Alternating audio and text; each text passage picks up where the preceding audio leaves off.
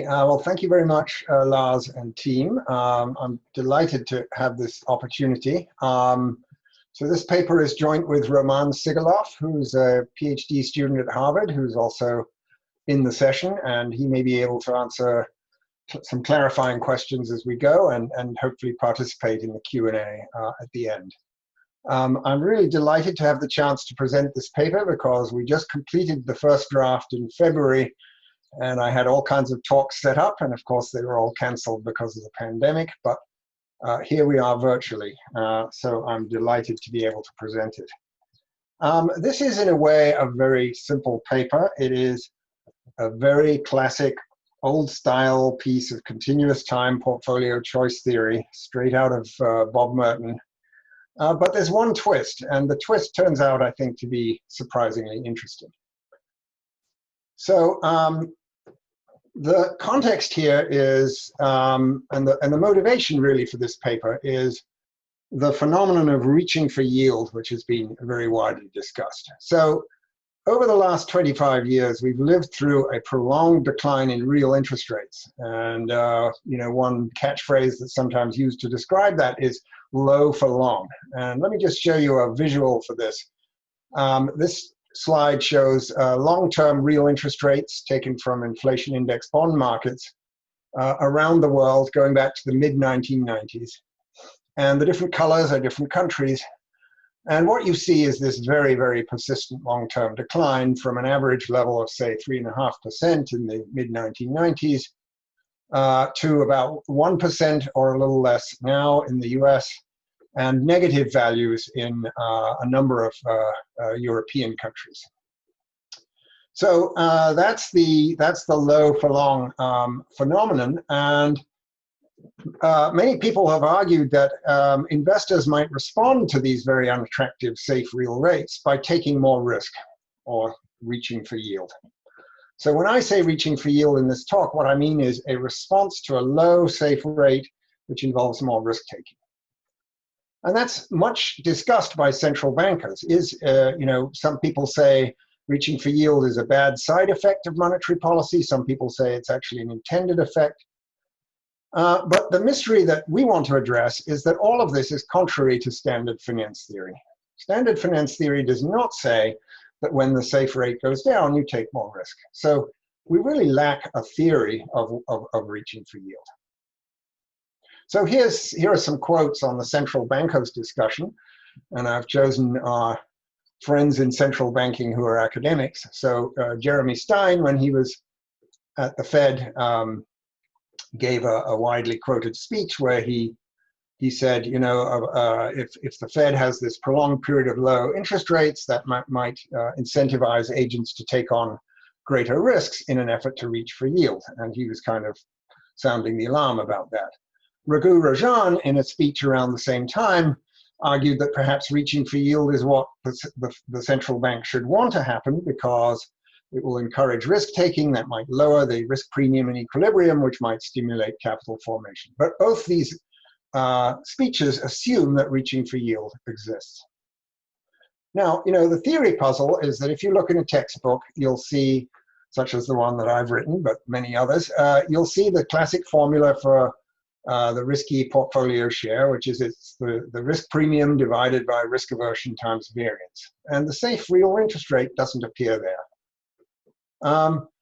So people have recognized this problem, and there is a literature that has proposed explanations, and these tend to involve institutional details. So if you look on this slide, the first two sub-bullets here really apply to banks.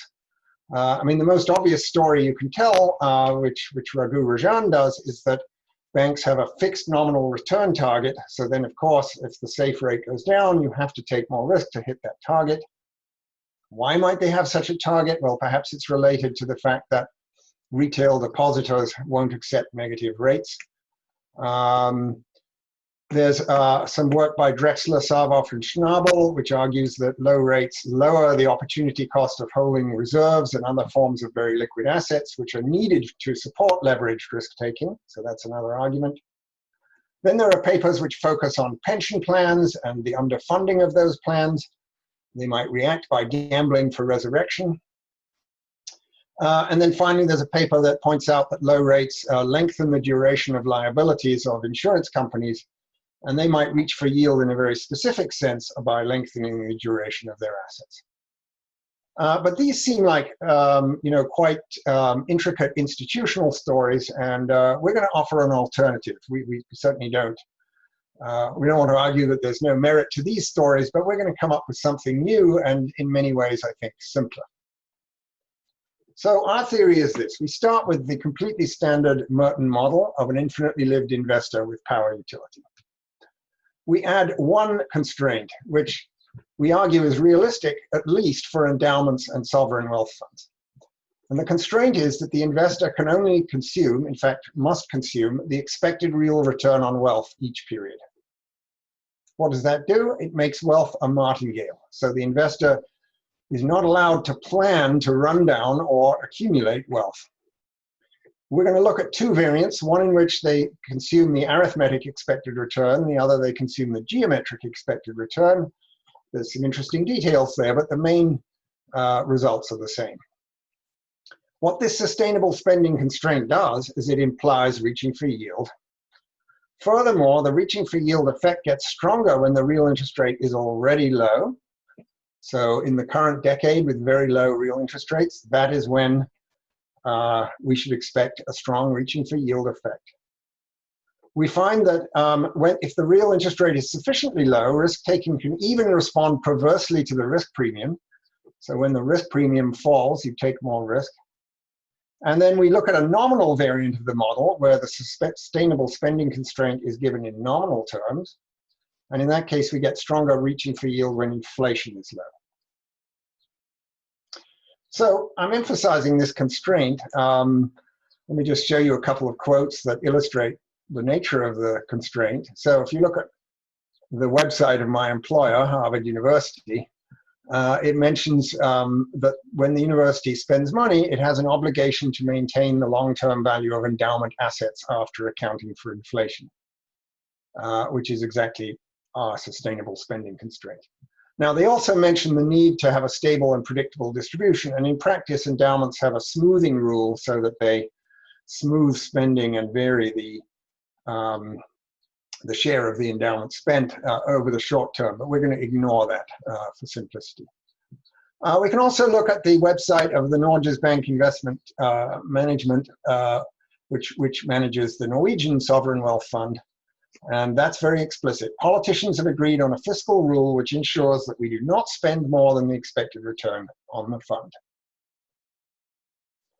Now, just to pick on Norway for a minute, here is an article from Bloomberg News, which refers to a Norwegian decision to increase the equity share to 75% from 60%, even while stating expectations of very low interest rate, very low safe rates, and very modest expectations for the equity premium. And the claim is, it's stated that by making this shift in asset allocation, you can increase the expected average real return, in this case by 40 basis points. And that, of course, sustains the spending that the Norwegian government can make out of the fund. So I think this is a potential example of reaching for yield, although as a caveat, I know that at the time there was a lot of background analysis, some of which used a perfectly standard framework. Now, I think this sustainable spending constraint idea is possibly more broadly applicable than just to endowments and sovereign wealth funds. Another possible application is to trusts. So trusts often have income beneficiaries and principal beneficiaries. And if the trustee invests on behalf of the income beneficiary and the principal disbursement date is distant, then our model could apply to that situation. Very importantly, modern trust law in the US interprets income basically as expected return, not as literal, necessarily dividends or coupons. Finally, I think this could apply to individuals or households who have a behavioral reluctance to run down wealth by dissaving. I sometimes advise elderly relatives on their investment strategy, and you may do the same. And I've found it common for older people to be reluctant to literally plan to dissave. They say they want to leave money to their family or to charity upon their death, but they are willing to spend the income and they are willing to take risk to get a higher income. So if that's the case, then our model again would apply. And I would say our story is complementary to the other behavioral model of reaching for yield by Lian, Ma, and Wang, which emphasizes reference rates that people are used to. So what's the outline for the rest of the talk? I'll just briefly review the standard Merton model. Then I'll impose the first type of sustainable spending constraint that we want to consider, which is the arithmetic constraint. And then we immediately get a closed form solution that has reaching for yield. I then want to contrast that with a geometric sustainable spending constraint. I want to argue that that may be a preferable formulation. The solution in that case is sort of a mess because it's the root of a cubic equation, so it's kind of not very informative to stare at it, but we get comparable properties in terms of reaching for yield, which I will state. Then I want to build intuition a little bit using a graphical analysis. I want to show you a mean standard deviation diagram, our favorite tool in basic finance, but it can be done for this problem. So I'll show you that. Hopefully I will have time to go through some extensions. I want to show you what happens if an endowment receives gifts. I want to talk about the nominal model where you have inflation and a nominal spending constraint. We can generalize this to Epstein's in preferences. I'll show you a dynamic model if we have time, and then I'll wrap up. Okay. So let's start with let's refresh our memories. What is the classic Merton model of portfolio choice? So we're going to have the simplest possible setting, infinite horizon, IID returns, a single risky asset. The investor has to choose the risky share alpha and consumption C to maximize expected discounted power utility of consumption, subject to what constraints? Well, returns are IID. So the first equation here is the evolution of wealth. You earn your portfolio return DRP, and then you subtract consumption. What's DRP? Well, it's the risky share times the return on the risky asset DR, plus 1 minus the risky share times RF dt. RF is the constant safe rate. And then the risky asset has a risk premium mu and a standard deviation sigma. So we can put those equations together and state the intertemporal budget constraint as the growth rate of wealth is the expected return on the portfolio, the unexpected return on the portfolio, and then you subtract the consumption wealth ratio. All right, so all classic stuff. Textbook solution is that the risky share alpha t is a constant alpha. It's just mu over gamma sigma squared. So that's very familiar from textbooks, basic finance courses. And in that classic formula, there is, of course, no reaching for yield. The risk-free rate does not appear there. Okay. Now, just for completeness, we can state also the solution for the consumption wealth ratio and the growth rate of consumption and wealth.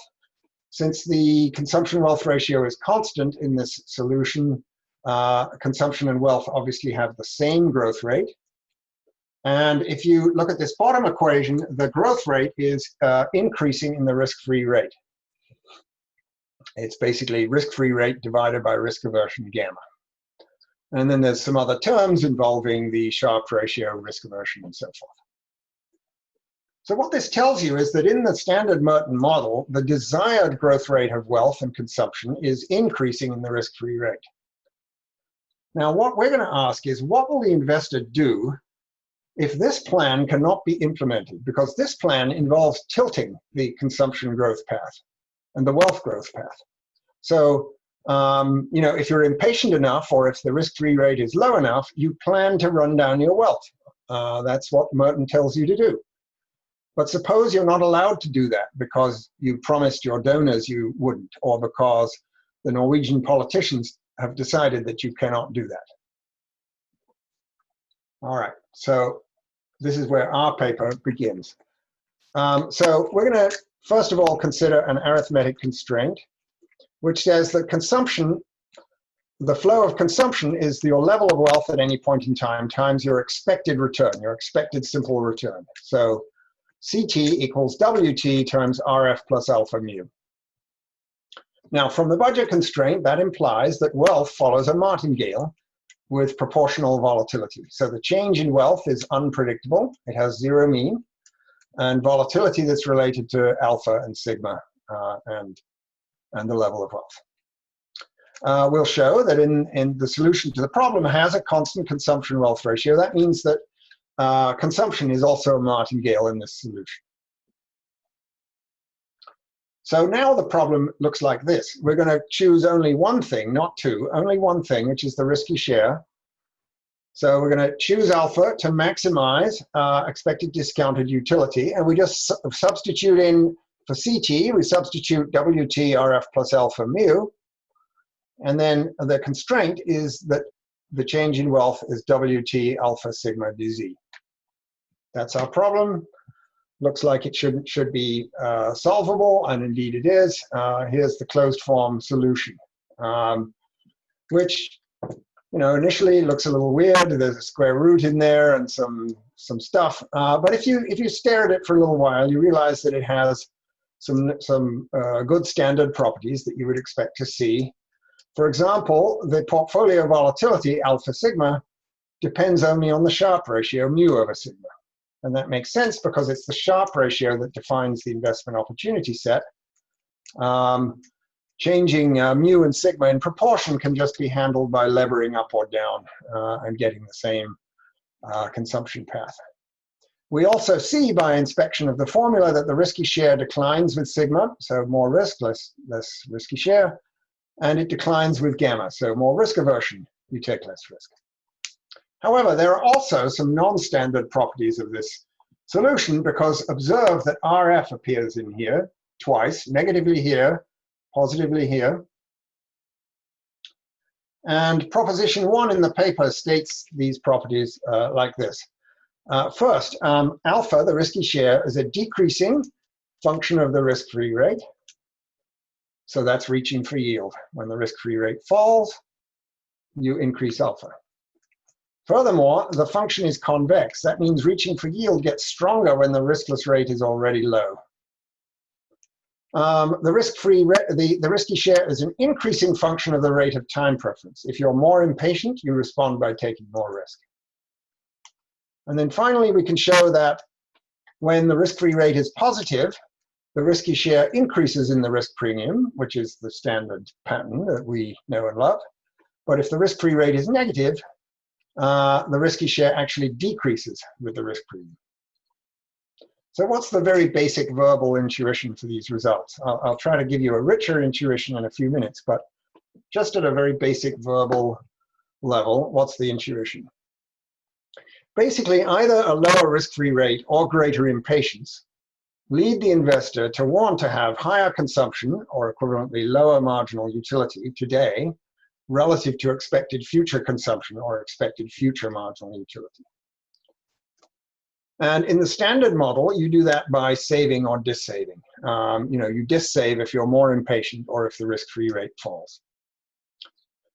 Well, the sustainable spending constraint chokes off that channel, but you have something else you can do. You can take risk.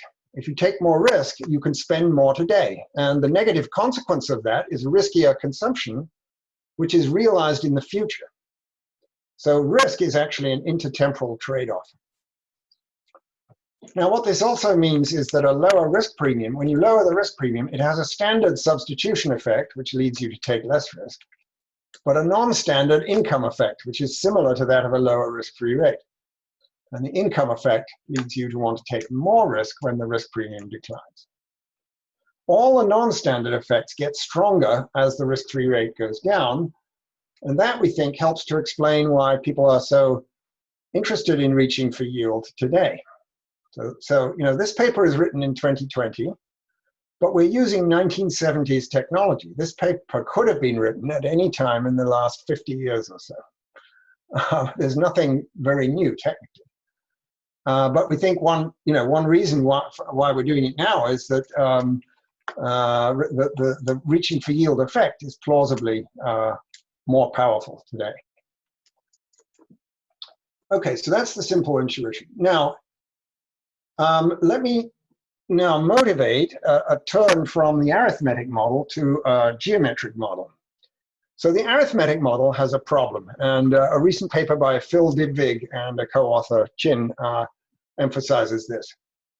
So what's the process for log wealth in the arithmetic model? The log wealth has a negative drift because of Jensen's inequality, basically. And if you solve that equation, it's just a differential equation. If you solve it, you get this second expression on the slide, and then think about what happens as time t goes to infinity. This random term zt over t goes to 0 almost surely, and that means that wealth goes to 0 almost surely. And since the consumption-wealth ratio is constant, consumption goes to 0 almost surely. Why is this? Well, wealth and consumption are log normal, so the constant expectations of the levels with greater and greater variance as you look further and further into the future, that results from a vanishingly small number of paths with very high values for wealth and consumption, and almost all paths have values that go to 0. So it's sustainable in the sense that the expected future level is constant, but in a broader sense, it doesn't seem sustainable, because with probability that approaches 1, you're going to bankrupt the university or the Norwegian sovereign wealth fund. So an alternative is to impose a geometric constraint. So basically you say, the portfolio value before we touch it and take out consumption is V, and dV over V is this return, the expected return and the random return. And we're going to impose that consumption is wealth times the expected log return, E d log V. And then there's going to be a positive drift in the level of wealth, again, resulting from Jensen's inequality. But the log of wealth is going to be a martingale. So now we have log wealth and consumption are martingales. And since in logs, wealth and consumption are normally distributed, this basically says that the median future value of wealth and consumption equals the current value. And that's sustainable in a different sense. So let's try imposing that constraint. We get the following problem. We're going to choose the risky share to maximize discounted power utility, where now consumption is wealth times this expected log return, which subtracts -1/2 alpha squared sigma squared, the Jensen's inequality effect, subject to this constraint. Now you observe that there's quadratic terms in alpha popping up here. So the solution is going to involve solving a cubic equation, and it's a mess. But we can characterize the solution. We do it in our appendix by applying the implicit function theorem to the HJB equation and first order condition. And we get very similar non-standard properties to those of the arithmetic model. Now, I want to say that in the paper, this draft of the paper and in this talk, I'm going to state these properties under the assumption that gamma is greater than 1, which I think is the empirically relevant case. We can also characterize what happens when gamma is less than 1 and discuss it at the end if you're curious. But at this point, I'll assume gamma is greater than 1 for the rest of the talk. Okay, so we get these non-standard properties, which this is proposition 2 in the paper. Again, alpha is decreasing and convex in RF and increasing in time preference. That's exactly the same as before. We now find that there is a level of RF called RF star, which is negative, such that if RF is above RF star, then alpha increases with the risk premium. But if RF is below RF star, then alpha decreases with the risk premium. Again, we get that non-standard pattern if the risk-free rate is low enough.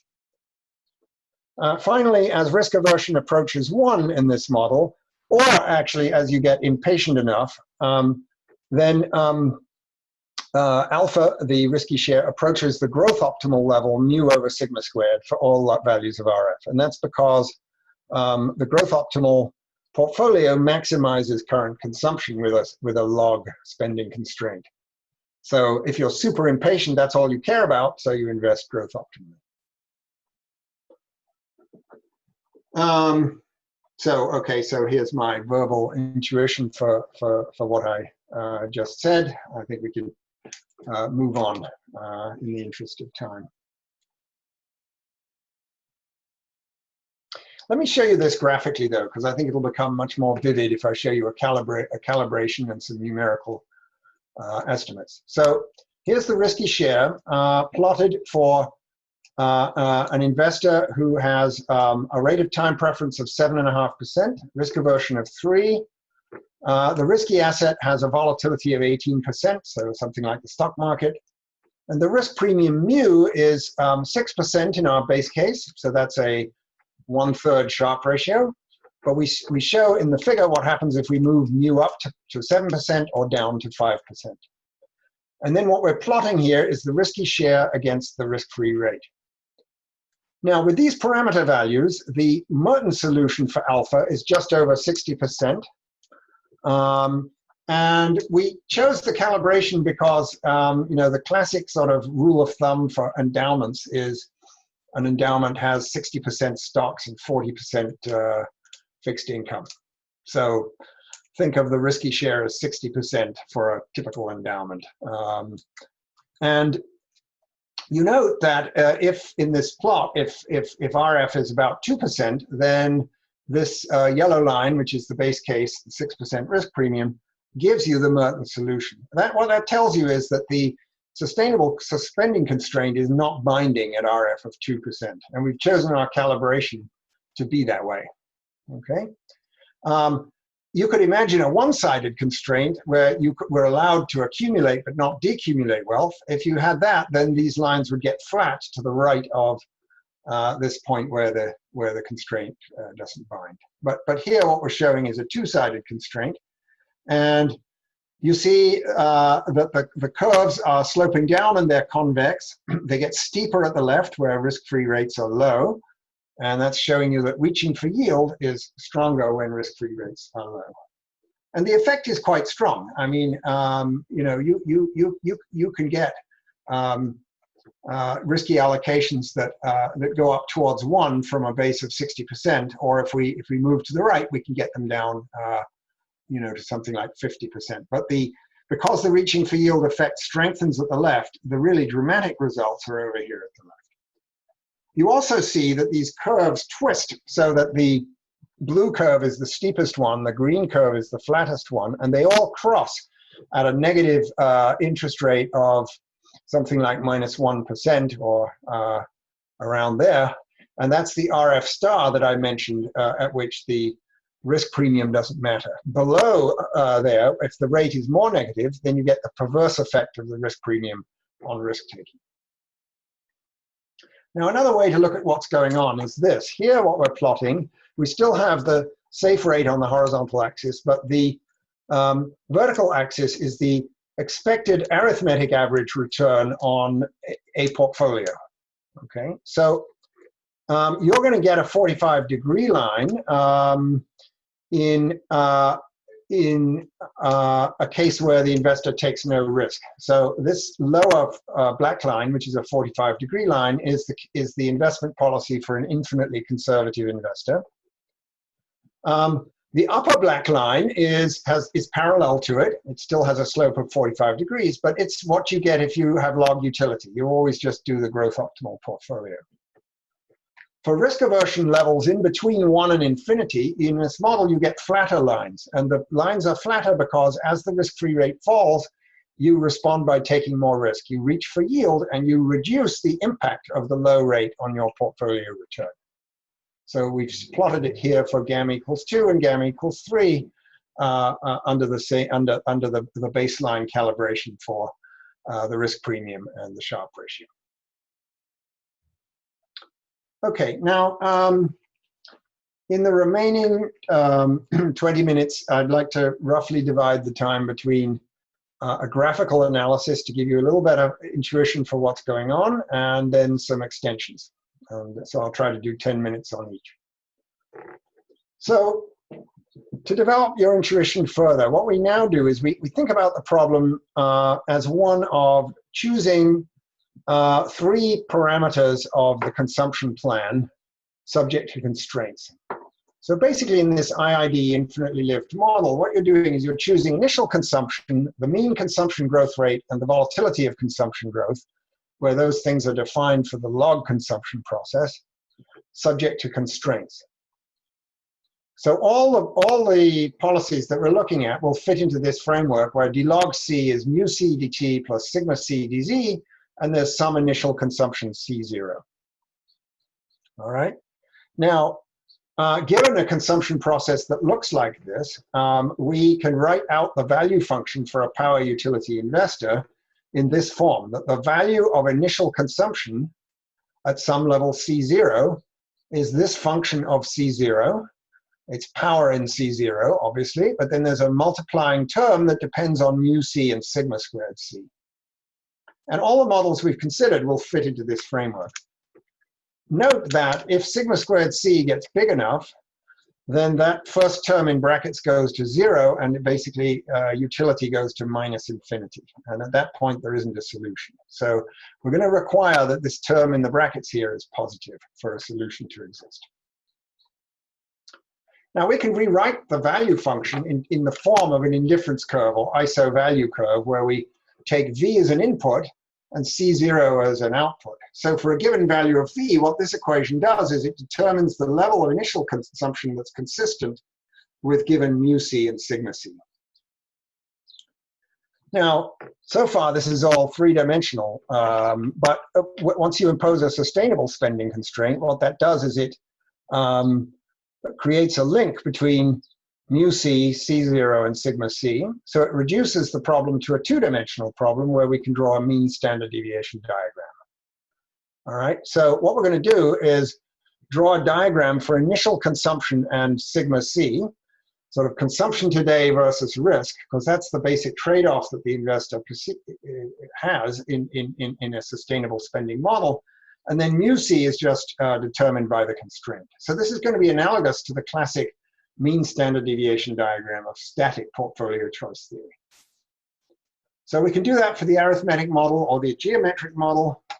In the arithmetic model, mu c is minus sigma squared c over 2. The indifference curves look like this, and the constraint is linear.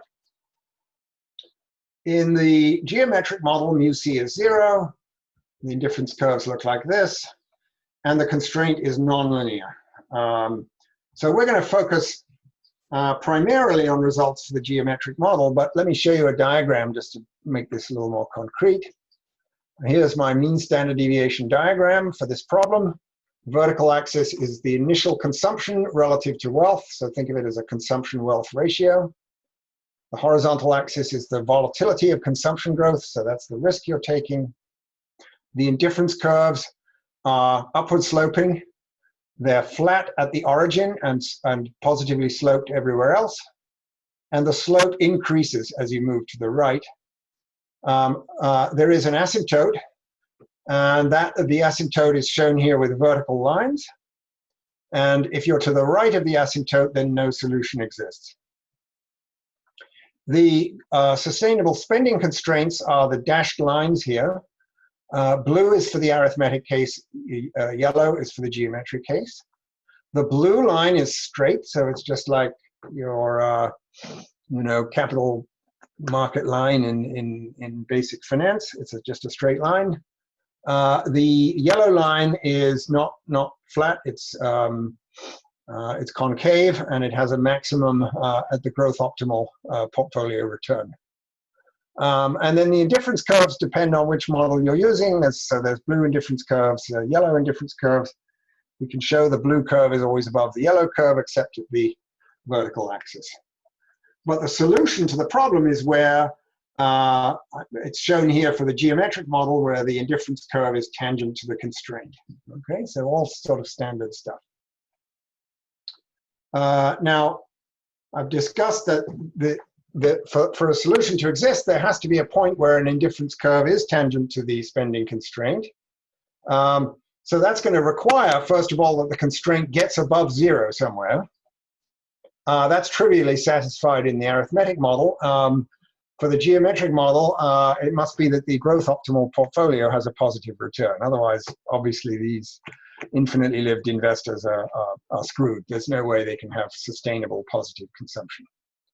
But it's also true that the constraint must reach the positive quadrant at a low enough level of volatility for the value function to be defined. So going back to the figure, it would be no good if the dashed lines only become positive to the right of these asymptotes.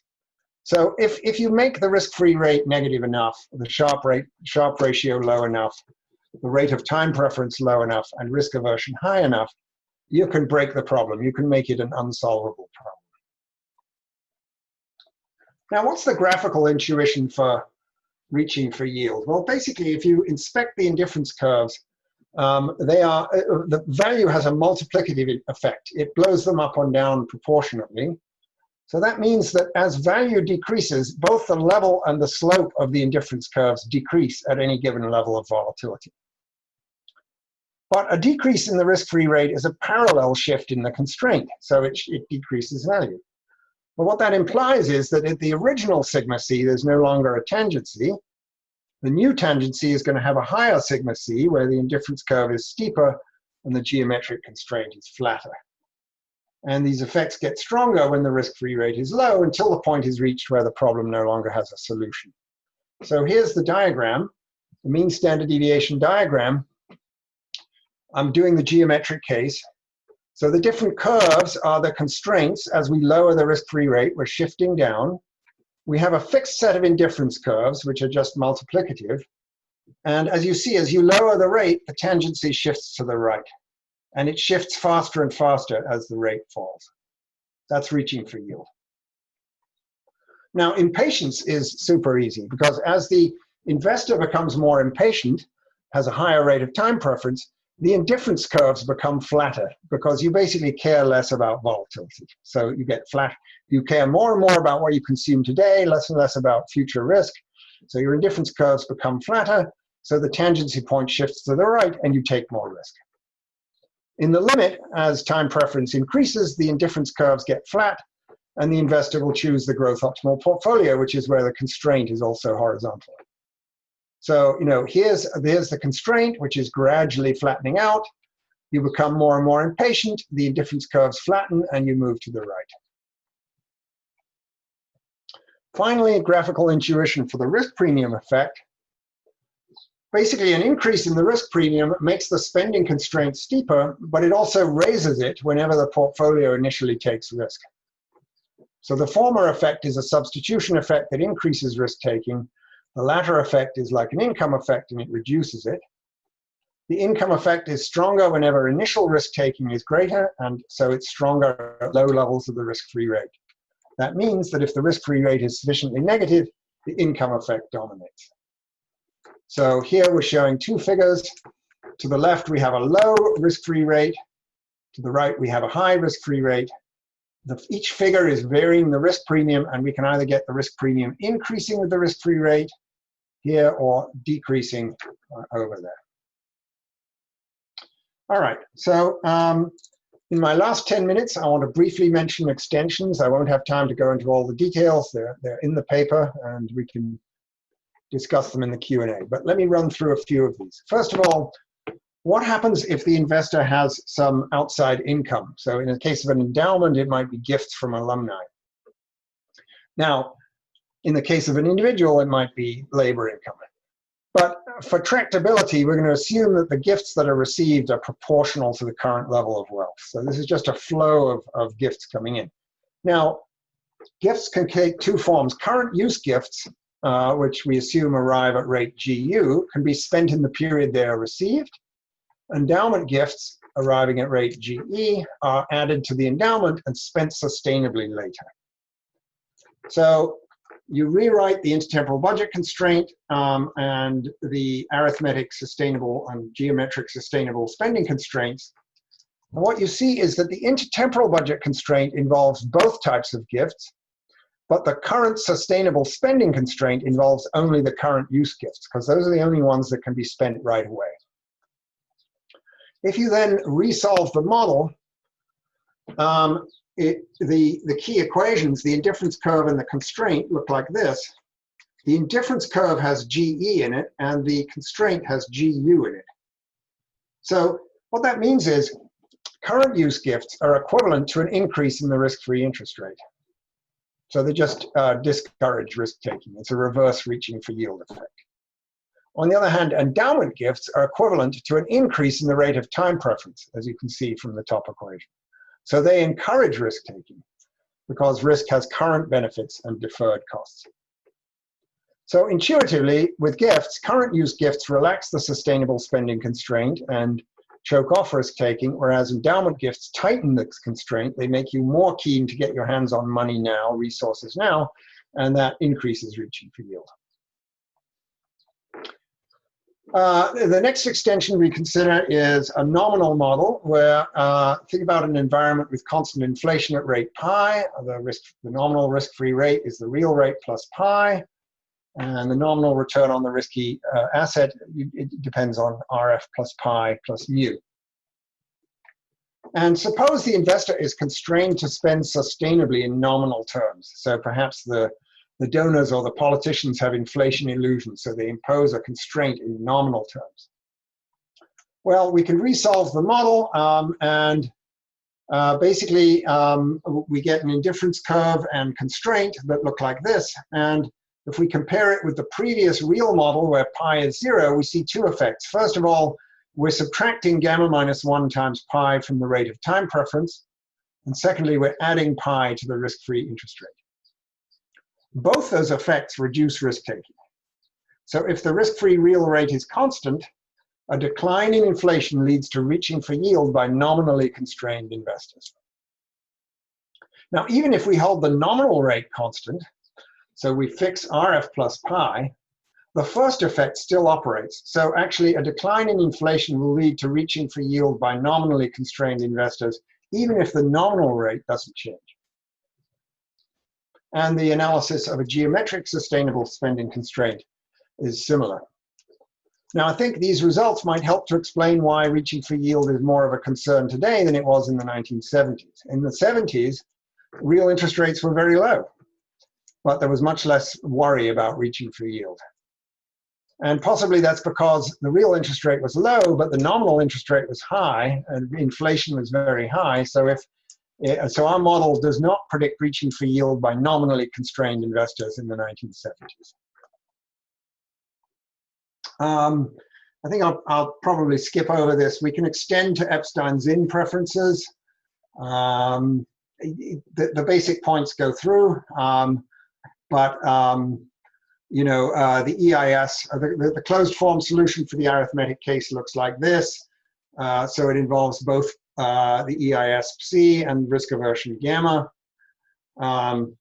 It has the same non-standard properties as before, but the risky share actually depends on the EIS. So that's an interesting result. I don't have strong intuition for why it works this way, but we do have that solution. We can also do a dynamic model. I mean, I've shown you comparative static results for models with IID returns where we're comparing equilibria that have permanently different levels of risk-free rates. But you might ask whether anything like this will carry over to a dynamic model in which the risk-free rate moves over time. In a dynamic model, do we get RFY through time as the risk-free rate declines? Well, in a dynamic model, the sustainable spending constraint that we've talked about implies that wealth, or log wealth, is a martingale. That's still true. But consumption is not going to be a martingale because as the risk-free rate changes, the portfolio return will change. And that means that there's a time-varying drift, a state-dependent drift in consumption. However, if the risk-free rate is very persistent, consumption will be close to a martingale. So we're going to assume the most persistent possible risk-free rate and look at a model like that. The model, this sustainable spending constraint wouldn't really make sense in a world in which the expected portfolio return is very transitory, because then you'd be knocking consumption around in a very noisy way. So we can write down this dynamic model where there's a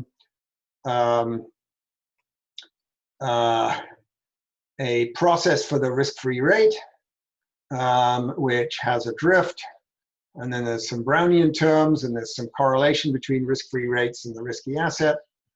We're going to set the drift in the level of the risk-free rate to a positive value to make the log risk-free rate a martingale. So it's a geometric Brownian motion for the safe real interest rate, which has sometimes been considered in term structure modeling. And that will imply that with sustainable spending constraint, log consumption will be a martingale for an agent who takes no risk. It won't be exactly a martingale for a risk-taking agent. That model, again, delivers reaching for yield, and again, a more impatient investor takes more risk. The risk premium always has a positive effect in risk-taking because the risk-free rate is always positive in this model. It's a geometric Brownian motion. But the effect of the risk premium on risk-taking is smaller when the risk-free rate is low. And then the model also gives us intertemporal hedging demand for the risky asset, as in Bob Merton's classic work, or the stuff that I did a few years ago with Luis and Sarah. So this figure shows you the results in the dynamic model. Each of these panels is varying the risk-free rate and showing the risky share, but then we're showing what happens as you vary risk aversion in the top right, or the risk premium in the bottom right, or the discount rate, or the correlation between the risk-free rate innovations and the risky asset innovations. So the basic point is that you still get this convexity, decreasing and convex functions, which imply reaching for yield, but stronger at low levels of the interest rate. So I'm almost out of time. Let me conclude. I'd love to hear your questions and comments. But let me step back from the details of this paper to draw some broader lessons. Classical finance theory separates risk-taking from intertemporal choice. And we do that by essentially assuming scale-independent preferences such that risk attitudes just don't shift as you get richer or poorer.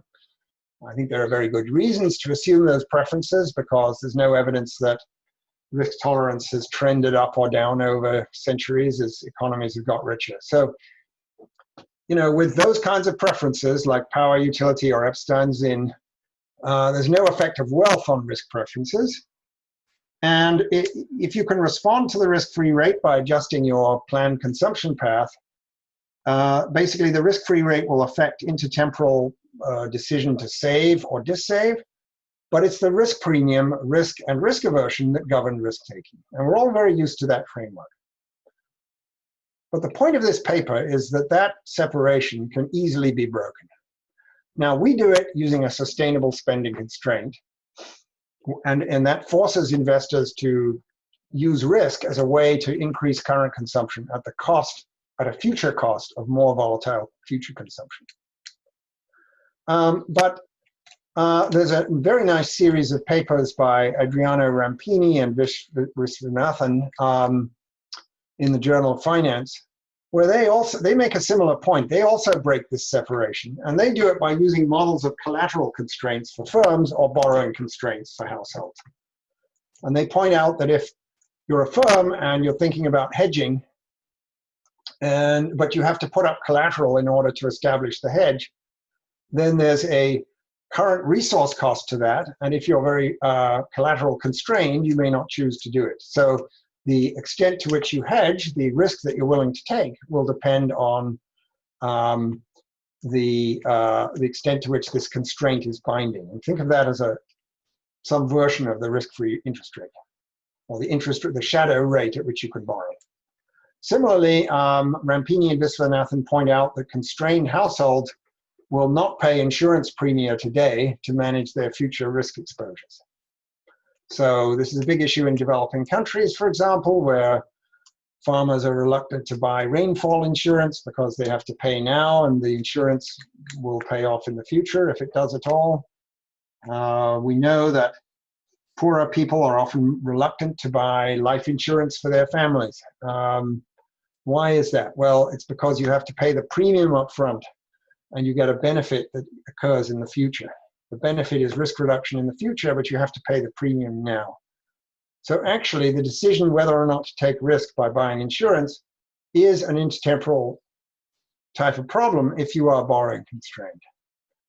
And so I would simply conclude by saying that the classical separation between risk-taking and intertemporal choice may not be as robust as we've come to think. And I'd be curious to know what you think about the relevance of this particular way that we've chosen to model this for endowments, sovereign wealth funds, and other similar investors. So let me stop there and see what your questions and comments are.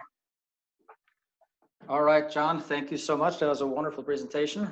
We are now going to go into the Q&A part of our seminar. If you do have a question, please use the raise hand feature now, and we will take you as soon as we can. So first off today, we're going to have a question from Ivan Shalyastovich from University of Wisconsin at Madison. Go ahead, Ivan. Hi, hello, can you hear me?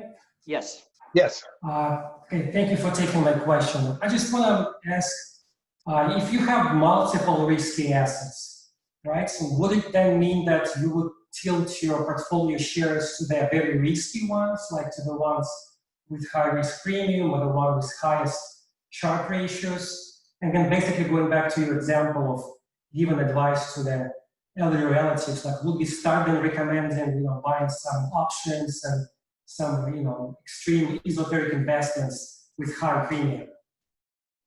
Well, I think that's a good question. I think the answer is going to depend on the ability of the investor to use leverage, just as it does in classic static portfolio choice theory. If you can use leverage, what you always want to do is hold the risky portfolio with the highest Sharpe ratio, and then if you want to take more risk, you just lever that up. Right? You hold less cash, or even in the extreme, you borrow at the safe rate to scale up. So you would, in such a model, you never want to distort the composition of the risky portfolio. It's just about how much of the single tangency portfolio do you hold. And we could easily augment the model of this paper to have multiple risky assets so long as leverage is available. Now, of course, if leverage isn't available, as in, for example, the black version of the CAPM, then if you're risk tolerant enough, you want to shift your portfolio along the efficient frontier, and you want to hold a portfolio that will include riskier assets. And in that circumstance, you might be indeed emphasizing risky assets that even if they have lower Sharpe ratios. We haven't really gone in that direction because I don't think that we have much new to say about that. I mean, everything I just said is, standard single period portfolio choice theory, and I don't think we have anything new to offer really on that front. But certainly it's a good question.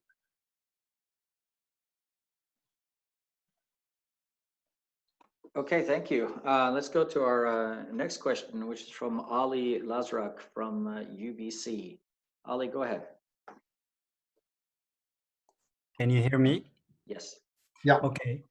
Thank you, John, for the very interesting talk. I was just wondering, like in the comparative static exercises, the risk premium is somewhat taken to be independent from the risk-free rate. So I'm wondering what may happen in the model if we, if you try to model some sort of realistic co-movements between risk premium and interest rate. Like what will happen to the incentive to reach for yield in maybe a general equilibrium model? Okay, thank you. I mean, that's a great question. This is you're highlighting what hopefully is has become clear, but I should have, of course, said right at the beginning, is this is partial equilibrium portfolio choice theory. I just take the properties of asset markets as given, we vary the risk-free rate, we fix the risk premium, although we can also vary it, as I showed you.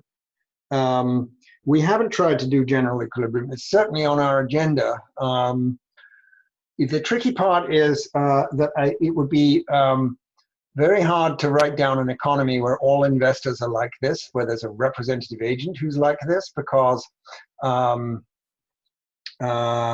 you can't have any growth in consumption or wealth in this economy, right? Because this investor is always consuming anything that would otherwise create growth.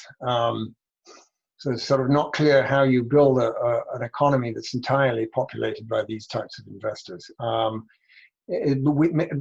We are thinking about a heterogeneous agent economy where the two types of investors interact. Then you face, you might have standard Merton investors and these investors. Then you face the problem of how do you ensure that the wealth distribution is stationary so that both investors continue to play a role as time evolves. But certainly I would love to do an asset pricing version of this with a, an equilibrium risk premium that results from a risk-free rate. There's also going to be the question of what determines the risk-free rate, and is it determined by underlying real forces or a central bank or what? So there's a lot of fascinating issues, and we just haven't thought about them yet. Thank you. Great. Next question is from Andrea Eisfeld at UCLA. Andrea, go ahead. There you are. Okay, can you hear me, Lars? Oh. Yes, hello? Hello. Okay, great. Hi, John. Really interesting talk. So I guess I wrote out my question here, but it seems like these reaching for yield phenomena are closely related or seem to interact with this kind of idea of credit cycles and issuance of covenant-light bonds when credit spreads are tight. So I was wondering if you had any speculation. It seems like a model like this could maybe help us understand, why we see when credit spreads seem to be tight, people looking around for riskier bonds with less, less protection for bondholders so that they can get a slightly higher yield. So basically, I was wondering if you had anything to say about the interaction of the effects of RF and the drift, and what we might learn about reaching for yield and credit cycles where there's some sort of medium frequency variation in mu. So we have this kind of time varying risk premium, especially in bond markets. Oh yes, I think what you're talking about a supply response, which I certainly think is realistic. That if investors are willing to buy riskier bonds at a modest yield spread, then the supply side will provide that, and that's sort of what the credit cycle is. And then why would investors be more willing to buy these bonds at a lower risk premium? Well, that's sort of the general equilibrium version of our story. So absolutely, I think, but I think to really flesh this out, we're going to need to kind of address Ali's request for a general equilibrium model where we can endogenize the risk premium along with supply in a realistic way. And we haven't cracked that problem yet of how to sort of tractably model that, but I certainly think that is something that goes on, and it's one of the big things that the central bankers, I had those quotes in the talk from Jeremy Stein and Raghu Rajan, and this is part of what they were talking about. And Jeremy was more worried about the credit cycle being a bad thing and build up of risks, and Raghu was saying, well, no, we want to stimulate the economy, so we want to provide capital to firms, and even if they're risky firms, this could be the intended effect of monetary policy. So they certainly think this goes on, and I think it's on our agenda to try to model that. Yeah, thanks so much. Great, thank you so much. So our next question is from Sunil Wahal from ASU, who unfortunately has a problem with his microphone. So I'm just going to read it, John. The question is, the sustainable spending constraints could be quite different from pension plans versus pension plan systems versus infinitely lived sovereign wealth funds. Would you comment on the differences, if any? Okay, well, that's certainly interesting. So the question of how to model pension plans. There is, of course, a well-established framework of asset liability management for pension plans, where you think of the pension promises that have been made as fixed commitments, fixed liabilities. that offset your assets. And then what you want to do is manage the risk of the assets relative to the liabilities. So there's a lot of rather applied portfolio choice literature on that. The difference here is that in our model, there are no fixed commitments. It's not that anybody forces Harvard to spend a certain amount or the Norwegian fund to spend a certain amount. There's actually no fixed liability.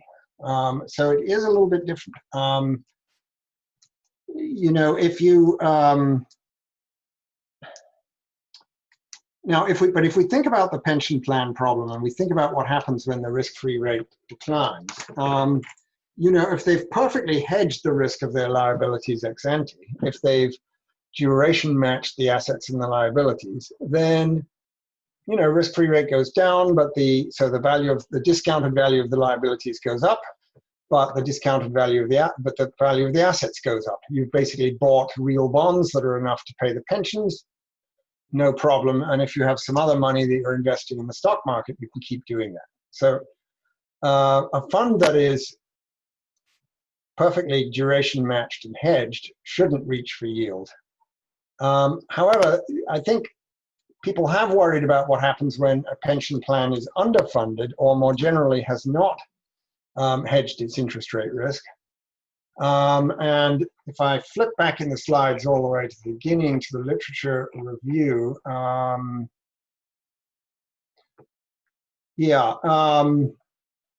you know, this paper by Ali Ozdagli and Kevin Wang, which I cited here, is looking at insurance companies. Well, sorry, let me talk about the other paper, this Andenoff, Bauer, and Kramer's paper on pension plans. They make the argument that some pension plans may be underfunded. They don't actually hedge the liabilities. So when rates decline, they become more underfunded. And they may be following a policy of gambling for resurrection. So just like, you know, it's a debt overhang problem. They take risk in order, because they don't fully internalize the losses that will occur if the risky investment strategy fails. They're just hoping that it's going to succeed so they can get out of their underfunded position. So there is a literature on this. And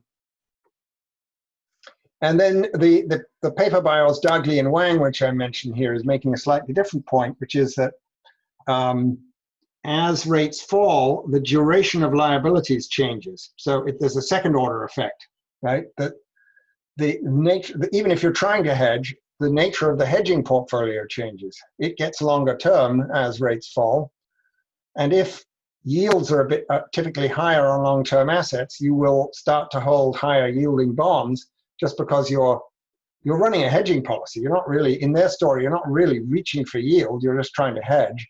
It looks as if you're reaching for yield because of the slope of the yield curve. So that's a sort of second order, more subtle effect.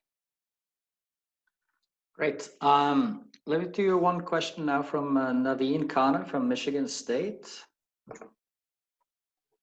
Let's see. Hey, can you hear me, John? Yes. Hi, Naveen. Yep. Yeah. So I was actually thinking about what Jeremy and Raghu, their stand was on the policy implications, and I was wondering whether quantitative easing or reducing the nominal interest rate makes more sense when the economy-wide Sharpe ratio is higher. Would your analysis support that if you were to plot C naught against the Sharpe ratio?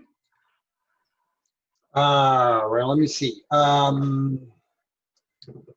wonder if I can, maybe we look at this. I mean, this figure is showing risk-taking as the risk premium varies.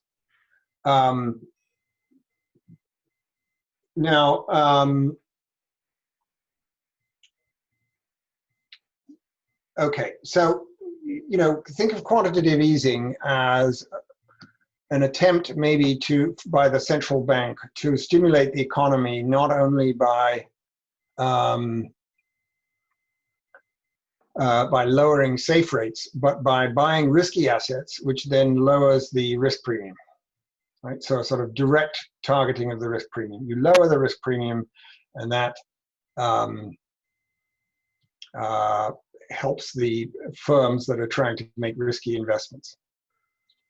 Now, an offset, of course, is that as you lower the risk premium, you lower the demand for risky assets by ordinary private sector investors. But this model says that the extent to which that's a problem depends on the level of the risk-free rate. If you're already at a very low level of the risk-free rate, and you do quantitative easing, and let's suppose you manage to lower the risk premium, you actually get a strengthening effect from private investors. Because now the risk premium is lower, the private investors are even more keen to take risk. And they will pile in as well. They will help the Fed as opposed to fighting the Fed. At a high level of the risk-free rate, if the Fed does quantitative easing, it's basically just taking risky assets away from private investors who are happy to sell them. Whereas at a low level of the risk-free rate, when the Fed does quantitative easing, it's going to find that it buys risky assets, the risk premium falls, and then private investors come in, at least these investors come in, and buy even more risky assets, lowering the risk premium even more. So they get reinforcement. So I don't know if that addresses your question, but I think it's an interesting feature of this model. Yeah, no, so the reason I was asking that question is that you probably want to put in a lot more liquidity into the market only if you assume that the investments that are going to be undertaken are going to be value enhancing. Otherwise, you're just going to be inflating the financial assets, right? That's the dispute between Stein and Rajan, I think. If you read their speeches, Stein is saying we're going to get value-destroying risk-taking, and Rajan is saying, no, risk-taking is what we want in the economy, and it'll be productive. So I don't know how you resolve that, maybe through regulation of the type of risk-taking that can be undertaken, but that's a whole other discussion. Great, thanks. All right, thank you. So I had a quick question here, John. I really like your paper. It's beautifully done. But the baseline model is for the real rate, right? And a lot of the reaching for yield, the initial graph you showed was kind of, we see the yields go from very high to very low. That's predominantly, at least, a nominal phenomenon. No, I'm sorry, Lars. These are real rates. Well, these are real rates. These are inflation index. I did that deliberately. These are inflation indexed rates. I see. So yeah. I mean, yes, you're right. Of course, if you look further back, there was this huge decline in nominal rates, but from the 80s, real rates have come down a lot. Yeah. So I guess my question is sort of if you think reaching for yield is a nominal phenomenon, then you could account for that in your model, but that kind of, you had a nominal constraint on the wealth, that had to be a nominal martingale, I guess. So I guess, are we back into sort of an inflation illusion or some sort of nominal constraint world? Would you interpret that as really being about some nominal inflation illusion or something like that, and which is kind of outside the stable finance framework? That's what I was thinking. Yes, I mean there is something. Let's go to the nominal model. I mean, I think you're putting your finger on an issue, which is that we can set up a model with inflation. This slide is uncontroversial. It's just a Fisher effect and constant inflation. Now, there's nothing controversial here, but this slide is where it gets controversial. This is an investor who is constrained to spend sustainably in nominal terms, but of course in real terms, as the slide shows at the bottom, real wealth and therefore real consumption is shrinking at an average rate of exactly. Yeah. And that is, why would you allow that? It would have to be some sort of inflation illusion. Yeah. Or I mean, let me put my best spin on it. People sometimes talk about a modest amount of inflation as useful greasing of the system, if you like. It's oil in the engine that allows adjustments to be a bit more flexible, so that we don't actually want sort of zero inflation. We want some positive inflation. And just as an example, it's almost impossible to reduce people's nominal wages without making them very upset. Think about tenured faculty members. The idea of a salary cut is anathema. I'm sure I agree with that. Gasps of horror from all the people on the Zoom call. Yeah. But if you think about what happened in the late 1970s, a lot of universities were in huge trouble, but inflation was roaring away. The way they adjusted was they cut salaries in real terms very considerably without ever reducing nominal salaries. And the adjustments were all much easier. The organization was much, much more flexible than it is today in a low inflation environment. So, maybe you could justify a nominal spending constraint as a way of allowing a little wiggle room in this, very rigid spending rule. But I don't want to make too much of that. Basically, you're right that this nominal model that we write down relies on a nominal constraint, and that's a little weird. If I just write down a real spending constraint and allow inflation, nothing happens. I mean, it's just the real model that I showed you earlier, and then inflation just is on top of that, and it's uninteresting. All right, thank you, John. We had one more question here from was an interesting. I think this will be a last question if I see the time right. Yes, and we had a question from Alessandro Previtero, an interesting comment on the paper. And so, Alessandro, if you can just restate your comment, and then maybe you can hear what John has to say. So my comment was about financial advisors and how financial advisors tend to recommend those strategies to their clients about not dipping into capitals. And this is especially true for retirees. And this makes me think whether there is some also macro effect happening, because we have the baby boomers retiring. And if all these baby boomers are retiring out of 401k plans, they might be using these no dipping into capital strategy. And so this effect of reaching for yield might actually be even more pervasive as we have an aging population. Thank you. I think that's a great point, actually. And if I go back up, let me go back to here. I said at the beginning that I thought individuals, the model could apply to individuals who have, I said, a behavioral reluctance to run down wealth by dissaving. Now, you're sort of enriching that by saying perhaps what it is that financial advisors try to impose this discipline on people. It might be like, it might be that many individuals are sort of like alcoholics, who have one drink and then they're off the wagon. Once you allow dissaving as a strategy, you're opening the door to temptation and spending way too much. And so possibly a rule that says you can never dissave, you can never plan to run down your wealth, you can never invade your principal, perhaps that is a strategy for imposing discipline on agents who would otherwise be present biased. And it may be too crude. It may be too crude a mechanism, but perhaps that's why financial advisors do this. And that would be one version of a behavioral model that would give you this effect that I mentioned here. So, thank you for that comment. I think it could be very relevant. Great, that was perfectly on time as well. So we are going to wrap it up. Thank you so much, John, for a great presentation. Next week, we're going to have Wei Zhang talk, Wei Zhang from Princeton University speak. So I hope you guys all have a chance to log in then as well. So that's it for us. Thank you and bye-bye. Thank you very much.